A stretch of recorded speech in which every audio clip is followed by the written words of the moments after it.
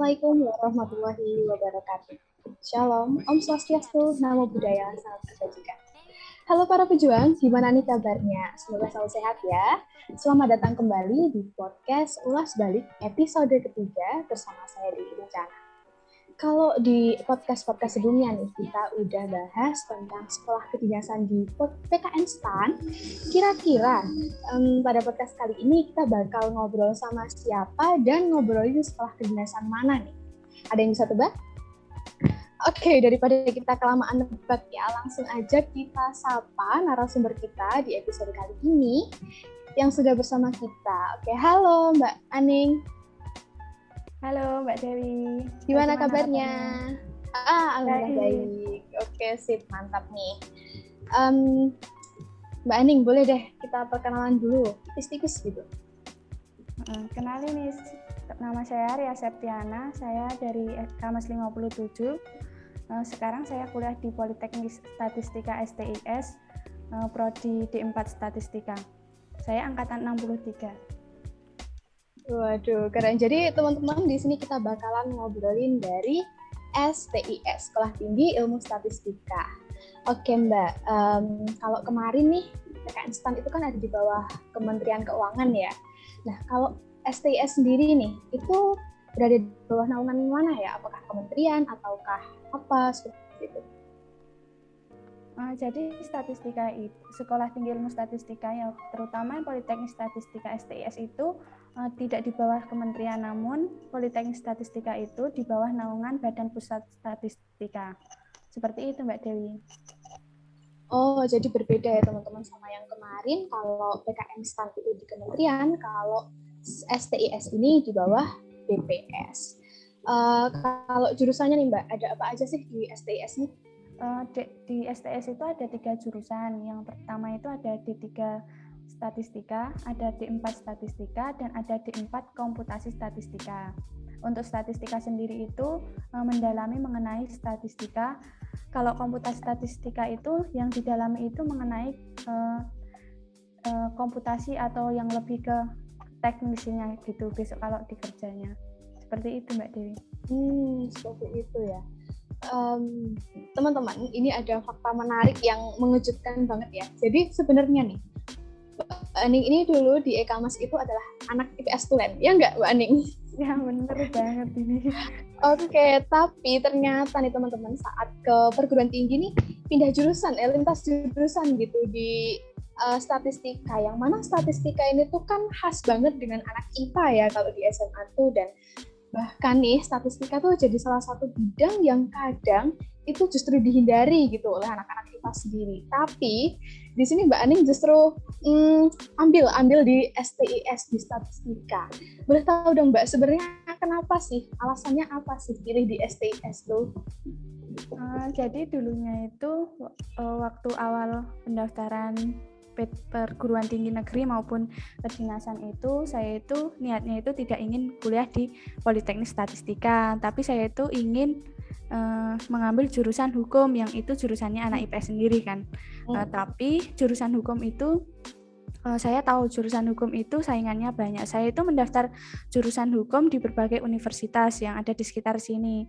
Namun saya itu tidak diterima waktu itu. Jadi saya itu masuk Politeknik Statistika itu ya karena saya tuh ketomponnya di situ gitu loh. Jadinya saya itu ya sudah saya jalani saja karena saya diterimanya ya di Politeknik Statistika. Saya sendiri juga kurang tertarik kalau mengenai statistika itu ya, tapi karena saya itu di sekolah kedinasan jadinya ya saya mau dan saya kuliah di situ. Jadi seperti itu. Keren banget ya, walaupun tadinya nggak pengen di STS tapi justru jebolnya di sini, lolosnya tuh di kedinasan gitu, yang itu keren banget dan jadi favorit banget gitu ya. Oke Mbak, kalau dari motivasi mungkin ada nggak sih orang-orang atau peristiwa gitu yang mendorong Mbak Aning buat pilih di STIS gitu, selain tadi kan udah disebutin kalau mencoba di hukum seperti itu, tapi mungkin ada dari orang lain atau seperti apa gitu? Kalau motivasi saya sendiri itu saya itu memilih sekolah kedinasan. Intinya saya itu motivasinya itu masuk di sekolah kedinasan, tapi masuk sekolah kedinasannya itu ya saya itu cuman asal gitu loh. Saya itu mau milih apa ya. Dulu itu saya itu sebenarnya itu kepengennya itu masuk di STAN, Politeknik STAN. Tapi saya itu mempertimbangkan beberapa pertimbangan yang lainnya. Terus motivasi saya sendiri untuk masuk ke Politeknik Statistika itu, selain saya itu ingin masuk di sekolah kedinasan itu karena kalau sekolah kedinasan itu kan pastinya tidak berbayar ya. Jadinya saya itu lebih suka yang gratis-gratis daripada yang berbayar. Terus selain itu ingin membahagiakan orang tua, jadi kan dengan adanya dengan tidak membayarnya waktu kuliah itu kan, jadi saya justru ingin meringankan beban orang tua saya seperti itu. Jadi emang dorongannya dari orang tua gitu ya, pengen membahagiakan dan meringankan gitu ya. Iya Mbak Dewi, seperti itu. Kalau ini kan Mbak Aning kan dari IPS gitu ya, lintas jurusan bahkan itu kayak nggak terpikirkan sebelumnya gitu ya. Ada nggak sih persiapan khusus gitu buat Mbak Aning mempersiapkan diri masuk ke STIS? Kalau persiapan khususnya itu, saya itu dulu itu waktu masuk ke STIS itu persiapan yang paling penting itu cuman doa Mbak Dewi. Jujur ini saya itu persiapan yang paling penting itu cuman doa. Yang mendasar itu ya justru. Iya, itu. Pokoknya itu persiapan saya yang paling matang itu cuman doa. Yang usahanya itu ya doa, usahanya itu terakhir. Okay. Karena saya itu jujur saja ya Mbak Dewi, ini tuh dulu itu waktu mau masuk ke Politeknik Statistika STS itu kayak saya itu masih kurang persiapan gitu loh. Saya itu cuman kayak ya cobalah, siapa tahu saya diterima. Kalau rezekinya kan juga tidak bakalan tertukar gitu kan. Ya udah, saya itu intinya itu ya pokoknya persiapannya itu hanya doa. Terus selain itu ya latihan soal lah sedikit-sedikit gitu. Seperti itu. Gitu.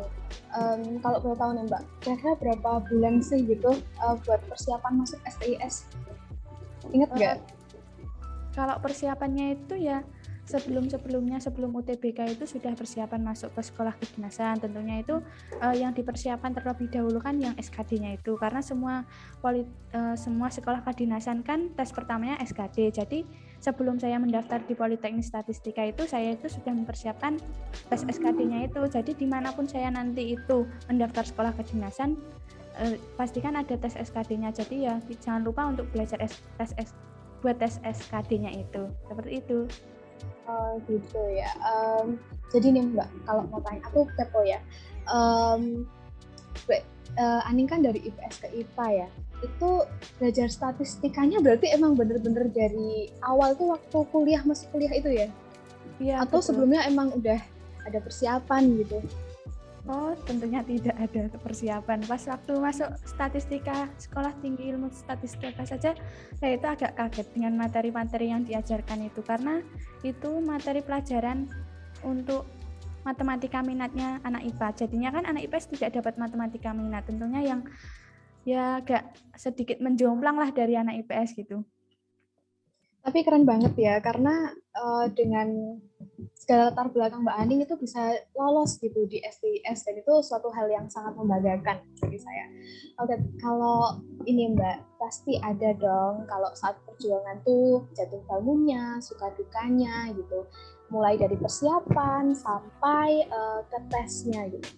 Boleh dong Mbak ceritain, berbagi sama kita gitu. Oh ya, gini ya ceritanya itu.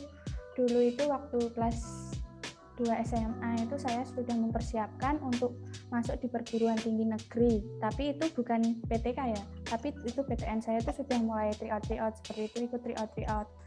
Jadi dulu itu saya itu mulai ikut tryout itu pas waktu angkatan sebelumnya kita itu udah pada mulai ambis UTBK itu, mulai ambis untuk memperjuangkan PTN, PTK. Itu saya sudah mulai untuk siap-siap gitu untuk seleksi PTN pada waktu besok saya kalau sudah kelas 3 seperti itu. Tapi yang saya siapkan itu untuk PTN-nya, untuk PTK-nya itu saya masih cuman lihat-lihat di Instagram, ada soal di Instagram lewat, itu saya saya pikir terus saya kerjakan seperti itu. Jadi memanfaatkan media sosial ya? Iya, jadinya itu saya tuh belajarnya itu tidak hanya buku, di depan buku saya belajar, di depan laptop saya belajar seperti itu. Kalau saya sendiri itu orangnya itu gampangan bosan kan. Kalau saya itu belajarnya di depan buku sama di depan laptop itu saya itu 15 menit itu udah ngantuk. Mbak Dewi sendiri kan kemarin juga satu itu ya bimbel dengan saya. Oh ya, oke. Oh ya, jadi keren banget ya bahwa Mbak Ning tuh bisa tahu dirinya sendiri tuh cara belajarnya gimana, dan bahkan media sosial yang biasanya kayak jadi ancaman gitu buat para pejuang perguruan tinggi justru bisa jadi media buat belajar gitu. Menarik banget. Kalau waktu tesnya nih Mbak, gimana tuh ceritanya? Ada nggak sih kayak hambatan, tantangan gitu? Oh, waktu tesnya itu kan pertama kali itu kan tes SKD ya. Itu kan saya itu kebetulan dapat sesi 2 itu yang waktunya itu pas cuacanya itu panas banget itu.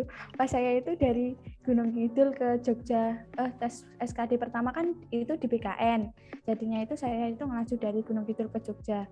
Udah perjalanan saja itu udah rasanya udah capek banget gitu. Sampai di Jogja itu rasanya panas banget. Belum kalau ketemu soal nanti soalnya sulit tambah panas lagi. Seperti itu. Jadi Panas ya banget ya. Ya, terus waktu menunggu di transit sebelum masuk itu kan juga menunggu agak lama itu juga agak panik dari sekian banyak. Saya itu melihat kalau anak STIS kalau para pejuang STIS itu yang mau mendaftar di STIS itu kan sekitar 14.700 sekian itu. Terus untuk yang prodi yang saya ambil sendiri itu di 4 statistika itu hanya diterima 250 orang. Jadinya saya itu agak pesimis tapi harus optimis gitu. Agak pesimis tapi ya, gimana pun caranya harus optimis, saya itu harus bisa gitu. Terus waktu itu saya itu tes SKD, terus melihat teman-teman itu kok ngerjain tes SKD kok cepet banget, lewat tengok kanan kiri udah pada nyelesain banyak banget gitu. Terus saya itu juga agak panik ya Mbak Dewi, soalnya itu kan temannya udah pada mau selesai, saya sendiri belum mau selesai gitu. Itu kan kalau dulu tes SKD kan langsung keluar nilainya, bahkan langsung di-upload di YouTube itu. Rankingannya kan ada di YouTube kan Mbak Dewi. Jadinya itu kan saya lebih panik. Nanti kalau hasilnya tidak memuaskan, takutnya saya menjadi down gitu seperti langsung. itu. Ya paniknya luar biasa, tapi jangan lupa itu dimanapun kalian yang berusaha itu jangan lupa untuk diiringi doa, itu saja yang membuat mantap gitu. Keren banget ya teman-teman. Jadi emang doa itu salah satu kunci gitu.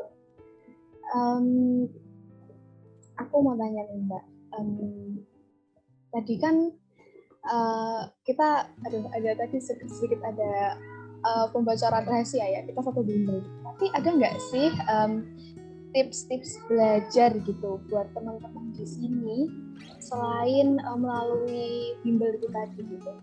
Kalau ala-ala Mbak Aning gitu. Kalau saya sendiri itu bimbel itu bukan yang utama gitu.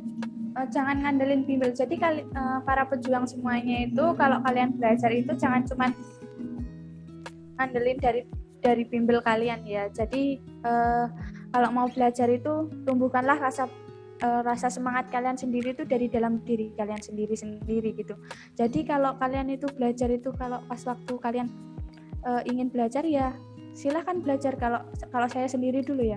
Kalau saya sendiri dulu itu kalau tidak ingin belajar ya saya itu tidak belajar, karena kalau saya itu kalau belajar tapi dipaksakan itu cuman kayak membuang waktu sia-sia gitu. Saya itu tidak materinya itu tidak masuk ke otak, tapi cuman lewat sebentar. Pas saya baca saya tahu, tapi pas habis saya baca itu saya sudah tidak tahu lagi, seperti itu. Oke, kalau mungkin Mbak dari manajemen waktunya gitu, karena pasti kan anak kelas 12 itu sibuk ya, bahkan Mbak Aning ini juga mempersiapkan untuk di PTN-nya seperti itu. Mungkin manajemen waktu Mbak Aning dulu itu gimana sih waktu berjuang di STIS? Manajemen waktunya dulu waktu saya berjuang masuk ke STIS itu ya harus seimbang gitu, antara apa saja sih yang harus saya persiapkan, apa saja sih yang saya daftar.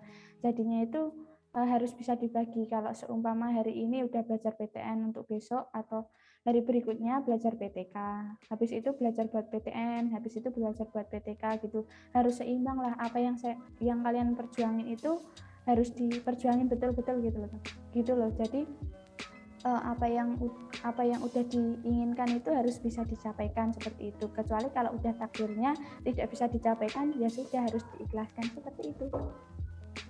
Oke, jadi ternyata gitu ya manajemen waktunya, sehari buat PTN, sehari buat PTK gitu.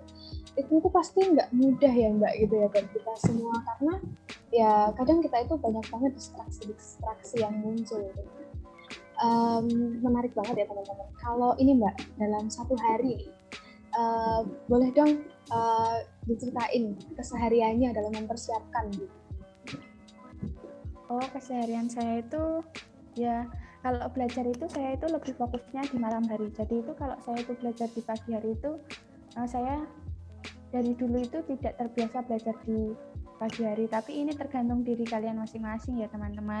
Kalau kalian bisanya belajar di pagi hari, ya belajarnya di pagi hari. Kalau bisanya di siang hari, ya belajarnya di siang hari. Tapi waktu kalian belajar itu jangan dibarengin sama kegiatan yang lain gitu loh. Kalau pas waktu kalian belajar ya fokus untuk belajar seperti itu. Tapi kalau waktunya untuk bermain ya bermain seperti itu. Jadi kalau belajar itu jangan disambi-sambi lah sama bermain HP, jangan disambi lah sama bermain. Itu kalau saya sendiri ya. Tapi kalau ada sih orang yang kalau belajar itu harus di tempat keramaian, harus bersama teman seperti itu Kak. Tapi kalau saya sendiri kalau belajar bersama teman itu masih saya kurang bisa sih Mbak Dewi seperti itu. Untuk manajemen waktunya itu ya intinya itu harus bisa membagi lah mana yang itu yang penting dan mana itu yang kurang penting. Jadi yang selama kalian berjuang itu utamakan dulu lah yang penting-penting, yang tidak penting itu jangan diutamakan terlebih dahulu seperti itu. Tapi kalian juga butuh refreshing, jangan cuman belajar dan belajar terus. Oke, benar banget ya Mbak. Jadi emang harus ada manajemen stresnya juga gitu ya. Jadi kalau buat main ya main, kalau buat belajar ya belajar. Intinya kita dalam satu waktu menyelesaikan satu hal gitu. Kalau dulu nih Mbak, waktu berjuang gitu ya, kan main-main nih. Biasanya healingnya kemana nih Mbak? Kalau healingnya itu saya itu dulu itu cuman di tempat ya sekitar rumah gitulah. Kalau seumpama ya tengahnya belajar terus saya itu pusing gitu, tengah malam itu saya itu sempetin untuk keluar gitu biar melihat udara di luar itu kan seger lagi, nanti belajar lagi gitu. Kalau healingnya itu ya cuman di lingkungan sekitar lah, paling jauh ya pokoknya cuman di Kabupaten Gunung Kidul inilah saya itu main itu, nggak jauh-jauh dari kabupaten ini, cuman di komplek ya, paling jauh paling ya 10 kilometer lah dari rumah saya seperti itu. Ya intinya kita menyempatkan diri gitu ya, itu juga buat diri kita sendiri, buat keseimbangan kesehatan kita sendiri gitu ya.